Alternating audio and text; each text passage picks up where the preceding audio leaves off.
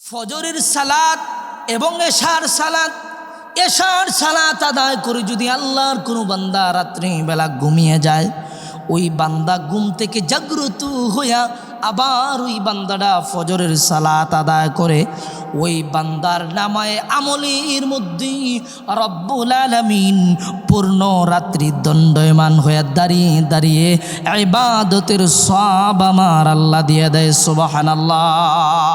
ফজরের সালাতের 5 নম্বর কথা হলো, যে আল্লাহর বান্দা বুড়ে সকালবেলা উঠে পায়ে হেঁটে হেঁটে আল্লাহর ঘর মসজিদে যায় ফজরের সালাত আদায় করবে, ওই আল্লাহর বান্দার জন্য রব্বুল আলামিন কিয়ামতের দিন ওই আল্লাহর বান্দা কি পরিপূর্ণ আলো দিয়া নূর দিয়া ভরপুর করে দেবে। সুবহানাল্লাহ। আমার মুসলমান বন্ধুগণ, গভীর মনোযোগ দিয়া কথাগুলো শুনবেন।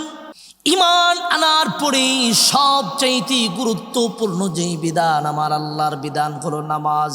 আল্লাহ তাআলা কালামে হাকিমের মধ্যে বারবার বলেছেন, আকিমিস সালাহ, নামাজ কায়েম করো, নামাজ প্রতিষ্ঠা করো। আজকে দেখা যায় মসজিদের মিনার থেকে আজান হয়, হাইয়া আলাস সালাহ, হাইয়া আলাল ফালাহ, মুয়াজ্জিন কল্যাণের দিকে ডাকে। এটা মুয়াজ্জিনের আওয়াজ, যদিও একমাত্র আমার আল্লাহ মুয়াজ্জিনরে দেওয়া ডাকায়, আমার আল্লাহর ঘরে ডাকে, আর তুমি নাফরমান আল্লাহর ডাকে সাড়া দিলা না। গুরুত্বপূর্ণ বিধান হলো নামাজ। নামাজ নিয়ে যত অবহেলা আমাদের, আল্লাহ তাআলা দুনিয়াতে আমাদেরকে প্রেরণ করেছেন একমাত্র রব্বুল আলামিনের গোলামির জন্য। গোলামির মধ্যে সর্বপ্রথম সারিতেই পড়ে আল্লাহর বিধান নামাজ। কিন্তু আজকে নামাজ নিয়ে আমাদের মধ্যে গাফলতি। নামাজ আমরা পড়তে রাজি না। জহর পড়লে আসর পড়ে না, আসর পড়লে মাগরিবের খবর থাকে না, মাগরিব পড়লে এশা না পড়া ঘুমায় যায়, ফজর তো পড়েই না আল্লাহর বান্দারা। কথা কোন ঠিক কিনা? ফজরের সালাত নিয়ে আজকে আপনাদের সামনে কিছু কথা বলার চেষ্টা করব ইনশাআল্লাহ তাআলা। মুহতারাম মুসল্লিয়ানে কেরাম, ফজরের সালাত সম্পর্কে 10টি ফজিলত আপনাদের সামনে বর্ণনা করার চেষ্টা করব ইনশাআল্লাহ। 1 নাম্বার কথা হলো, ফজরের সালাত যে বান্দা আদায় করবে, এক ফজর থেকে নিয়ে আরেক ফজর পর্যন্ত পুরা 24টা ঘন্টার জিম্মাদারি মহান আল্লাহ তাআলা নিয়ে নেয়। সুবহানাল্লাহ। আল্লাহ তাআলা যদি আপনার আমার জিম্মাদারি নিয়ে নেয়, আপনার আমার টেনশনের কোনো দরকার আছে? নাই। অতএব ফজরের সালাতের গুরুত্ব দিতে হবে। সহিহ মুসলিম এবং তিরমিজিতে এই ফজিলতের কথা এসেছে। ফজরের সালাত আদায়কারীর গোটা দিনের জিম্মাদারি মহান আল্লাহ তাআলা নিয়ে নেয়। সুবহানাল্লাহ। 2 নম্বর কথা হলো, ফজরের সালাত যে বান্দা আদায় করবে, ওই বান্দার পক্ষ থেকে আল্লাহ তাআলার দরবারে কমপক্ষে 3 কোটি ফেরেশতা আল্লাহর দরবারে যে সাক্ষী দিবে, আল্লাহ ওই ফজরের সালাত আদায়কারী একজন ভালো মানুষ। সুবহানাল্লাহ।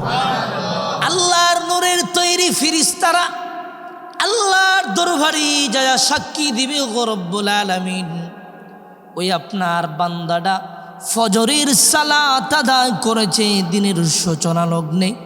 সূর্য যখন উঠবে, চন্দ্র যখন ডুবে যাবে, দিনের সূচনা লগ্নে শুরুতেই আপনার বান্দাটা ফজরের সালাত আদায় করেছে। 3 কোটি ফেরেশতা সাক্ষী দিবে যায়া ওই বান্দাটা ভালো মানুষ। সুবহানাল্লাহ। একটা ফাঁসি হতে 2 জন সাক্ষী হইলেই যথেষ্ট হয়ে যায়। আর ওই জায়গায় আল্লাহর নূরের তৈরি ফেরেশতারা, যাদের কোনো গুনাহ নাই, ওই ফেরেশতারা আপনার জন্য যে আল্লাহর দরবারে সাক্ষী দিবে, যদি আপনি ফজরের সালাত আদায়কারী হন। 3 নম্বর কথা হলো, ফজরের সালাত আদায়কারী মুমিন এবং মুনাফিকের মধ্যে পার্থক্যকারী হলো ফজরের সালাত।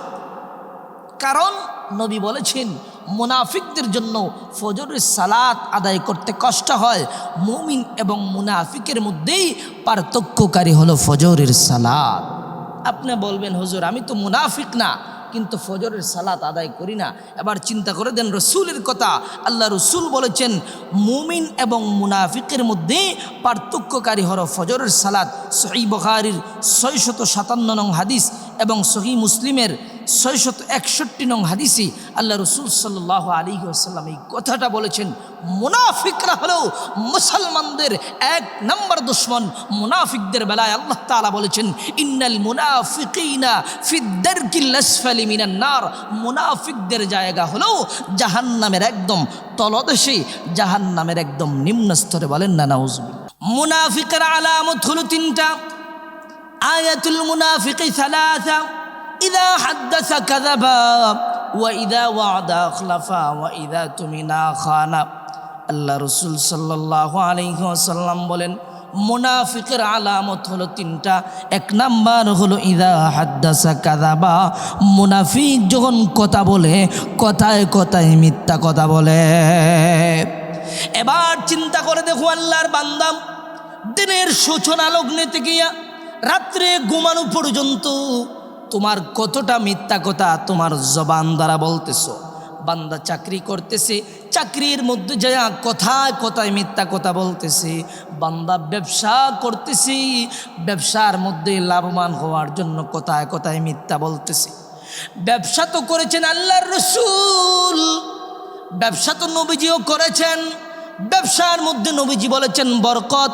ব্যবসায়ীরা আল্লাহর নবীর সঙ্গে কিয়ামতের ময়দানে উঠবেই। আপনি সৎ ব্যবসায়ী যদি হতে পারেন তাহলে ওই ব্যবসার মাধ্যমেও আপনার আখিরাতের সাফল্য অর্জন করতে পারবে। এজন্য মিথ্যা কথা বলা যাবে না। মুসলমান মুমিন কখনো মিথ্যা কথা বলতে পারে না। মিথ্যা কথা বলবে মুনাফিকরা। 2 নাম্বার হলো ওয়া ইযা ওয়াদা আখলাফা। মুনাফিকরা ওয়াদা রক্ষা করতে পারে না। মুনাফিকরা যে ওয়াদা গ্রহণ করে, দেখবেন বিভিন্ন সময় নির্বাচনের আগে নেতারা ওয়াদা করে, আমাকে যদি আপনারা ভোট দেন, নির্বাচিত করেন, এই যে রাস্তা দেখতেছেন ওই রাস্তা আর রাস্তা থাকবে না, ওই রাস্তারে একদম আর কাদামাটির রাস্তা থাকবে না, ওই রাস্তারে বড় পাকা বড় সুন্দর করে বানায় দিব। ওই যে ব্রিজ দেখতেছেন ওই ব্রিজটারে ভাঙ্গিয়া নতুন করে সুন্দর করে সংস্কার করবো। কত ওয়াদা যে নির্বাচনের আগে নেতারা দেয়, কিন্তু নির্বাচনে বিজয় লাভ করলে ওই নেতাদের পিছনে হাঁটতে হাঁটতে চামচাদের জনগণদের স্যান্ডেল ক্ষয় হয়ে যায়। কথা কোন ঠিক কিনা? অতএব মুনাফিকদের 2 নম্বর আলামত হলো ওয়া ইযা ওয়াদা আখলাফা। মুনাফিকরা যদি কোনো ওয়াদা করে ওই ওয়াদার বরখলাফ করে, ওয়াদা তারা রক্ষা করতে পারে না। 3 নম্বর হলো ওয়া ইযা তুমিনা খানা। মুনাফিকের কাছে যদি কোনো আমানত দেন, আমানত খেয়ালায়, মুনাফিক আমানত রক্ষা করতে পারে না। আপনি এলাকার বড় মাতব্বর, বড় মোড়ল, তার কাছে আপনি টাকা রাখলেন। আপনার গোরটা টিনের গোর বা সনের গোরে টাকা রাখলে ছুট্টা খাতের ভয় আপনি তারে বিশ্বাস করে, তারে বিশ্বস্ত মনে করে টাকা রাখলেন। এক পর্যায়ে দেখা গেছে আপনার টাকাটা খরচ করে ফেলছে। আপনি চাইছেন এলাকার বড় সর্দার মাতব্বর হওয়ার কারণে আপনারে টাকা দিবে না, হাঁটাইতেছে। এমন আছে না নাই? আমানত দিছেন, বিভিন্ন ক্ষেত্রে আমানত রক্ষা করতে পারে না। মুনাফিকরা আমানত দিলে আমানতের বরখলাফ করে, আমানত দিলে আমানতের খেয়ানত করে। এই 3টা আলামত হলো মুনাফিকের। আবার বলতেছি, কথায় কথায় মিথ্যা কথা বলে ওয়াদা রক্ষা করতে পারে না, আমানত রক্ষা করতে পারে না। এই জন্য আপনার আমার ভিতরেই যদি এমন মুনাফিকি থাকে, এমন আলামত থাকে, ওই আলামতগুলো বর্জন করা দরকার আছে না নাই? 4 নাম্বার কথা হলো ফজরের সালাত এবং এশার সালাত। এশার সালাত আদায় করে যদি আল্লাহর কোনো বান্দা রাত্রিবেলা ঘুমিয়ে যায়, ওই বান্দা ঘুম থেকে জাগ্রত হইয়া আবার ওই বান্দাটা ফজরের সালাত আদায় করে, ওই বান্দার নামায়ে আমলের মধ্যে রব্বুল আলামিন পূর্ণ রাত্রি দণ্ডায়মান হয়ে দাঁড়িয়ে দাঁড়িয়ে ইবাদতের সওয়াব আমার আল্লাহ দিয়ে দেয়। সুবহানাল্লাহ। ফজরের সালাতের 5 নাম্বার কথা হলো যে আল্লাহর বান্দা বুড়ে সকালবেলা উঠে পায়ে হেঁটে হেঁটে আল্লাহর ঘর মসজিদে যায় ফজরের সালাত আদায় করবে, ওই আল্লাহর বান্দার জন্য রব্বুল আলামিন কিয়ামতের দিন ওই আল্লাহর বান্দা কি পরিপূর্ণ আলো দিয়া নূর দিয়া ভরপুর করে দেবে সুবহানাল্লাহ। ফজরের সালাত আদায় নিয়ে 6 নম্বর কথা হলো, যে আল্লাহর বান্দা ফজরের সালাত আদায় করবে ওই আল্লাহর বান্দা আল্লাহ তাআলার দিদার লাভ করবে। আল্লাহর দিদার কেমন ভাবে লাভ করবে? ওই আল্লাহর বান্দাটা স্বয়ং রব্বুল আলামিন আল্লাহ তাআলাকে আহকামুল হাকিমিন রবকে এমন ভাবে দেখতে পাইবি যেমনি ভাবে পূর্ণিমার রজনীতে 14 তারিখে আকাশে যে চন্দ্রনীরা উঠে, 14 তারিখে আকাশে যেই চাঁদ উঠে, 1 তারিখে যখন চাঁদ উঠে ওই চাঁদটা একদম চিকন থাকে, 2, 3 তারিখ 4 তারিখ আস্তে আস্তে চাঁদটা বড় হয়, 14, 15 তারিখে যা ওই চাঁদের পূর্ণ যৌবন ফিরে পায়। ঠিক তেমনিভাবে পূর্ণিমার রজনীতে যেমনিভাবে চাঁদে পুরা আকাশটা আলোকিত হয়ে যায়, ওই আল্লাহর বান্দা ফজরের সালাত আদায়কারী রব্বুল আলামিনকে পূর্ণিমার চাঁদের ন্যায় স্পষ্ট দেখতে পাইবে সুবহানাল্লাহ। ফজরের সালাত নিয়ে 7 নম্বর কথা হলো, আল্লাহর রাসূল সাল্লাল্লাহু আলাইহি ওয়াসাল্লাম বলেন, ফজরের সালাত যে বান্দা আদা করবে ওই বান্দার জন্য আল্লাহর তরি জাহান্নাম হারাম সুবহানাল্লাহ। নিয়মিত ফজরের সালাত আদায়কারীর জন্য রাসূলুল্লাহ ঘোষণা দিয়েছেন ওই বান্দার জন্য আল্লাহর তরি জাহান্নাম হারাম। এবার চিন্তা করে দেখেন, সবাই তো চায় জান্নাতে যাওয়ার জন্য। জাহান্নাম যদি হারাম হয়ে যায়, জাহান্নামের বিপরীত জায়গা হলো আল্লাহর তরি জান্নাত। ওই জান্নাত কেমন নিয়ামতের জায়গা। বান্দা ঈমান এনেছো, আল্লাহ তাআলা কোরআনে কারীমের মধ্যে বলে দিয়েছেন, ইন্নাল্লাযীনা আমানু ওয়া আমিলুস সালিহাতি কানাত লাহুম জান্নাতুল ফিরদাউসি নুজুলা। আল্লাহ তাআলা বলে, ইন্নাল্লাযীনা আমানু, নিশ্চয়ই বান্দা তুমি ঈমান আনার পরে ওয়া আমিলুস সালিহাত, নেক আমল করবা বান্দা, কানাত লাহুম জান্নাতুল ফিরদাউসি নুজুলা। আল্লাহ তাআলা ঈমান আনার পরে যে আল্লাহর বান্দাটা নেক আমল করবে ওই বান্দার চিরস্থায়ী মেহমানদারির জন্য আল্লাহ তাআলা রেখে দিয়েছেন জান্নাত সুবহানাল্লাহ। 8 নম্বর ফজিলত, আল্লাহর রাসূল সাল্লাল্লাহু আলাইহি ওয়াসাল্লাম বলেন, যে বান্দাটা ফজরের সালাত নিয়মিত আদায় করে আমি রাসূল তার জন্য বরকতের দোয়া করে দিলাম সুবহানাল্লাহ। রাসূলুল্লাহ বরকতের দোয়া করেছেন। নামাজি বান্দাটা তার বিল্ডিং বাড়তেছে, গাড়ি বাড়তেছে, বাড়ি বাড়তেছে, সম্পদের পরিমাণ বাড়তেছে।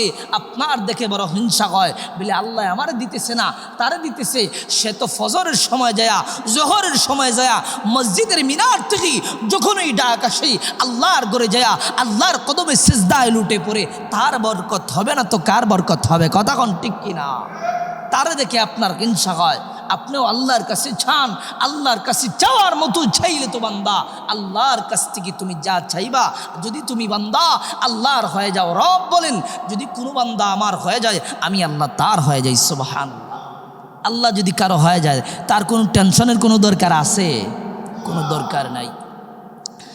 ফজরের সালাত, এবার আসুন ফরজ না সুন্নত। আল্লাহর রাসূল সাল্লাল্লাহু আলাইহি ওয়াসাল্লাম বলেন, ফজরের 2 রাকাত সুন্নতের কেমন দাম। রাসূলুল্লাহ বলেন, ফজরের 2 রাকাত সুন্নত যদি এক পাল্লায় রাখা হয়, আসমান জমিন এবং আসমান জমিনের মধ্যখানে যা কিছু আছে তা যদি এক পাল্লায় রাখা হয়, ওই ফজরের 2 রাকাত সুন্নতের পাল্লা ভারী হবে। চিন্তা করে দেখেন 2 রাকাত সুন্নত মাত্র, কিছু কিছু নাফরমান আছে বলে সুন্নত মানলেই কি আর না মানলেই কি। আরে নাফরমান, ওই সুন্নত কি তোমার বাবার নাকি?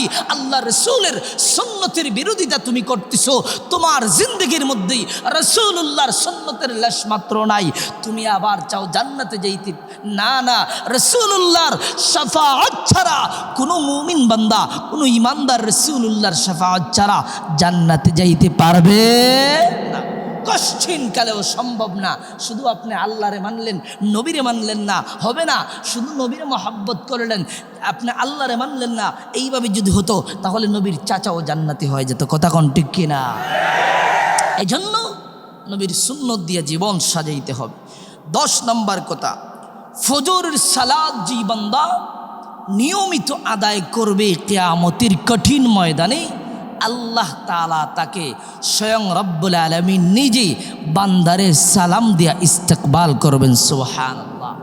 নিয়মিত ফজরের সালাত আদায়কারীর জন্য কত বড় ফজিলত! স্বয়ং আল্লাহ ওই বান্দারে সালাম দিয়া ইস্তেকবাল করে করে আল্লাহ তাআলা ওই বান্দারে আল্লাহ তাআলা গ্রহণ করে নেবে। সুবহানাল্লাহ।